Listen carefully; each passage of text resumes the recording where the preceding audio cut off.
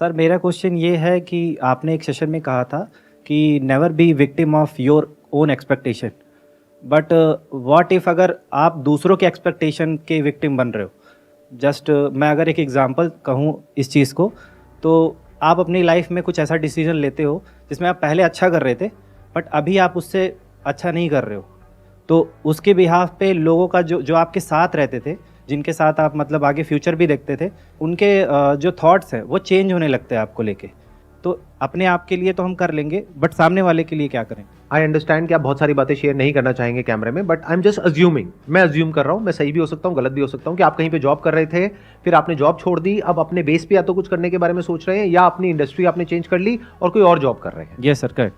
अब इसमें क्या दिक्कत होती है कि पहले वहां पे एक पर्टिकुलर अमाउंट आ रहा था आपके पास में, अब वो अमाउंट तो आ नहीं रहा है। अब हो सकता है वो अमाउंट बिल्कुल ही कम हो गया है या बिल्कुल ही ऑलमोस्ट जीरो हो गया है। Yes sir. And I hope कि आपके पास में इतनी भी सेविंग्स नहीं है कि आप अपने जो पुराना लाइफस्टाइल था उसको सस्टेन कर सकें। तो कहीं ना कहीं आपको अपने खर्चे को कम करना पड़ रहा है। Yes, और sir. उसके लिए आपको अपने घर में बात करनी पड़ रही है कि देखो आपके सपोर्ट की जरूरत है, क्योंकि अगले 3-4 महीने तक या 6 महीने तक या 1 साल तक मैं अपना कुछ करने के बारे में सोच रहा हूं और हो सकता है रिजल्ट आने में थोड़ा टाइम लगेगा, तो 1 साल तक थोड़ा सा एडजस्ट कर लो। Yes sir. लेकिन वो सामने वाले लोग एडजस्ट करने को तैयार नहीं है। वो लोग कोई भी हो सकते हैं, पेरेंट्स हो सकते हैं, वाइफ हो सकती है, बच्चे हो सकते हैं, वॉट एवर इट इज। तो एक आंसर तो ये हो सकता है आपके इस क्वेश्चन का कि इससे फर्क नहीं पड़ता है कि दुनिया आपके बारे में क्या सोचती है, आपको अपने लक्ष्य पर फोकस करना है, आपको अपने गोल पर फोकस करना है और भाड़ में जाए दुनिया। ये हो गई थियोरेटिकल बातें, बिना समझे कुछ भी बोलने वाली बात। बट अगर इस प्रॉब्लम को मैं समझूं दूसरी साइड से, कई सारी लेयर्स हैं, अगर उसको हम एक एक करके देखेंगे तो हमको समझ आएगा कि उनके स्टैंड पॉइंट से क्या दिक्कत आ रही है। देखो क्या होता है कि लाइफ में एक पर्टिकुलर कंफर्ट जोन होता है हर एक इंसान का, और जब उसको उतना मिल जाता है जितना उसको चाहिए था तो वो उसका हक बन जाता है। आप उसको कम नहीं कर सकते। फॉर एग्जाम्पल, आप में से कितने लोग जॉब करते हैं? मेरे को एक बात बताना, मैं ठीक कह रहा हूं या गलत कह रहा हूं, कि अगर एक बार को आपकी सैलरी ना भी बढ़े साल के एंड में तो इतना फर्क नहीं पड़ता, लेकिन अगर आपकी सैलरी 5% भी कम कर दी जाए तो फर्क पड़ता है? नहीं पड़ता है, बहुत पड़ता है। ऐसा क्यों हो रहा है? क्योंकि जो हमको मिल जाता है वो हमारा राइट हो जाता है। फिर हमको ऐसा लगता है कि हमको जो मिल गया है वो हमसे कोई छीन रहा है। जैसे किसी को आप सोसाइटी में एक प्रिविलेज दे दो, फिर उनसे वापस लो, देखो क्या होगा, अगले दिन प्रोटेस्ट शुरू हो जाएगा। मैं अपनी बात करूं, मेरी फैमिली में मेरी वाइफ है, बच्चे हैं, पेरेंट्स हैं, उन सबका अपना एक लाइफस्टाइल है, उन सबका अपना एक वे ऑफ लिविंग है। अगर मैं उसको बिना छेड़े कुछ भी करता हूं तो उन्हें कोई फर्क नहीं पड़ता है, बट अगर मैं उसको छेड़ देता हूं फिर कुछ करता हूं तो फर्क पड़ता है और पड़ेगा। अब आप ये नहीं कह सकते कि फर्क ना पड़े, क्लैशेस होंगे, क्योंकि आपका डिसीजन सिर्फ आपका डिसीजन नहीं है, उसका असर उनकी लाइफ पे भी आने वाला है। सो अब होता क्या है कि जब हम अपने बेस पे कोई डिसीजन लेते हैं तो हम क्या एक्सपेक्ट करते हैं कि सामने वाला जो इंसान है, वो आपकी वाइफ हो सकती है, आपके बच्चे हो सकते हैं, आपके पेरेंट्स हो सकते हैं, वो सब हमको समझे और हमको सपोर्ट करें। बट ये एक्सपेक्टेशन क्यों है हमारे अंदर? वो क्यों करें आपको सपोर्ट? आपका वो डिसीजन गलत भी तो हो सकता है, और ये भी तो हो सकता है आपके उस डिसीजन की वजह से सिर्फ आपकी लाइफ खराब नहीं होगी, आपकी वाइफ की भी होगी, आपके बच्चों की भी होगी। तो वो प्रोटेस्ट क्यों ना करें? अगर आप उनको कह रहे हो कि आप थोड़ा सा कॉपरेट कर लो अगले 1 साल के लिए, तो वो क्यों करें कॉपरेट? ये सुनने में थोड़ा सा अलग है बाहर की दुनिया से, तो आराम से सुनना, ठंडे दिमाग से सुनना, नहीं तो समझ नहीं पाओगे जल्दीबाजी में। हमारा माइंड बहुत जल्दी कंक्लूजन्स को ड्रॉ करता है और डीपली कभी नहीं समझ पाता है। तो क्या हो अगर मैं आपसे ये कहूं कि आपकी जो फैमिली है, मतलब कि आपकी वाइफ है, बच्चे हैं, उनकी लाइफस्टाइल को बिना छेड़े जो करना है वो करो, और पहले एक ऐसा स्ट्रक्चर बना दो कि उनके लाइफस्टाइल पे कोई असर ना आए, फिर जो करना है वो करो। बट अगर आप कोई इतना बड़ा रिस्क ले रहे हो कि उनको 1 साल तक कॉम्प्रोमाइज करना पड़ेगा, और आपकी अगर कैलकुलेशंस गलत हो गई, and there is a strong possibility कि वो कैलकुलेशंस गलत होगी, क्योंकि हमारे 90% डिसीजंस लाइफ में सही नहीं होते हैं, specially related to business and self employment. There is a 90% possibility आप फेल होने वाले हो। तो आपकी कैलकुलेशन ये कह रही है 1 साल बाद सब कुछ ठीक हो जाएगा। ये भी हो सकता है कि 1 साल बाद सब कुछ और बुरा हो जाए उससे जो अभी है। अब क्या करोगे और वो क्या करेंगे? तो अगर वो प्रोटेस्ट कर रहे हैं तो हो सकता है आपके भले के लिए है, लेकिन आप समझ ही नहीं रहे हो। यानी कि अगर आपके पेरेंट्स आपको कह रहे हैं कि ये काम मत करो, इसमें बहुत रिस्क है, और आप कह रहे हो नहीं तुम मुझे समझते नहीं हो, जनरेशन गैप है। मैं कह रहा हूं कि ये काम बहुत बढ़िया है, चलो माना आपके पेरेंट्स को समझ नहीं आ रहा वो काम क्या है, आपको समझ आ रहा है क्या? आप एक्सपर्ट हो क्या उस काम के? किसी एक्सपर्ट से राय ली है आपने? नहीं।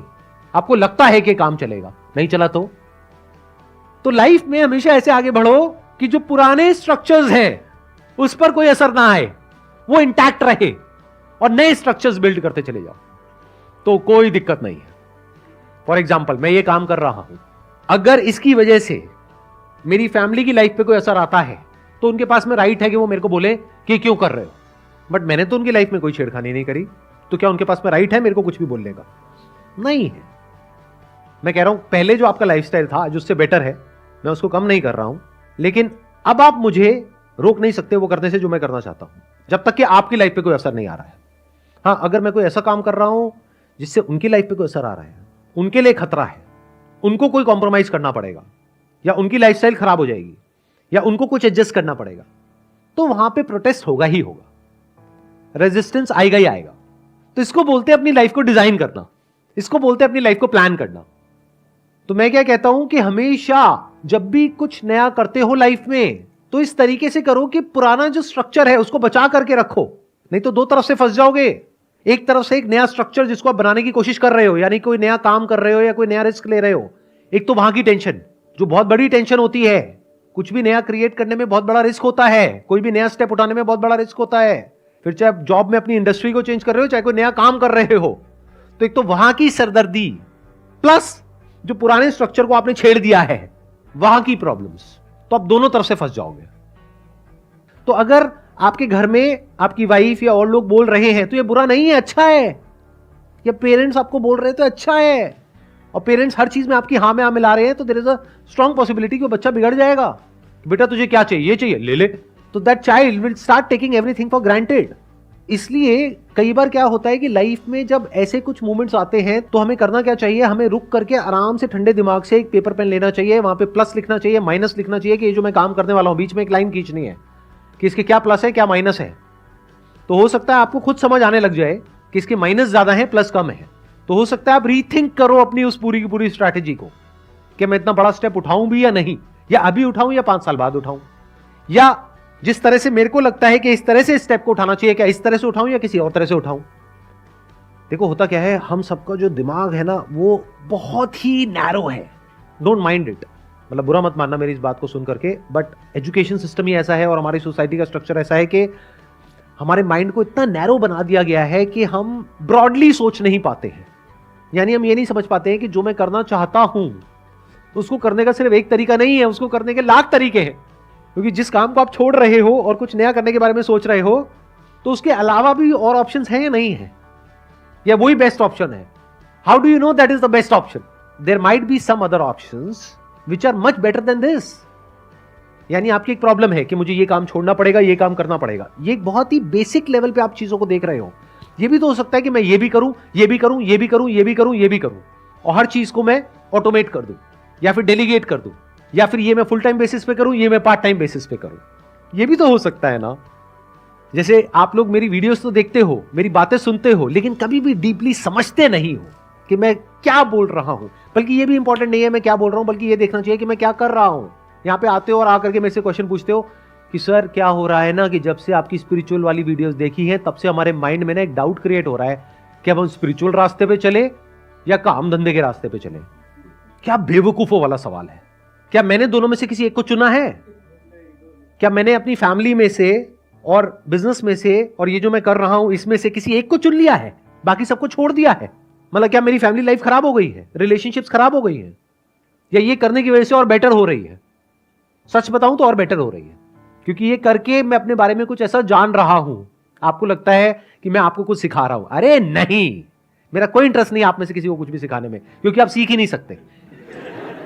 जो सीखना चाहता है उसको मेरी जरूरत नहीं है, उसके पास में बहुत तरीके हैं सीखने के लिए, वो तो पेड़ पौधों से भी सीख लेगा, जानवरों से भी सीख लेगा। और जो नहीं सीखना चाहता है, मेरे ऐसे 1000 भी आकर के बैठ जाए, कुछ नहीं सिखा सकते उसको।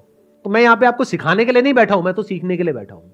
ये सेशंस करने की वजह से क्या हो रहा है, मैं अपने बारे में इतना कुछ जान रहा हूं, इतना कुछ समझ रहा हूं, जिसकी वजह से मेरी रिलेशनशिप्स और बेटर हो गई है। मेरा जो काम है वो पहले से और बेटर हो गया है। काम में जो लोग हैं उनके साथ में जो अंडरस्टैंडिंग है वो पहले से और बेटर हो गई है।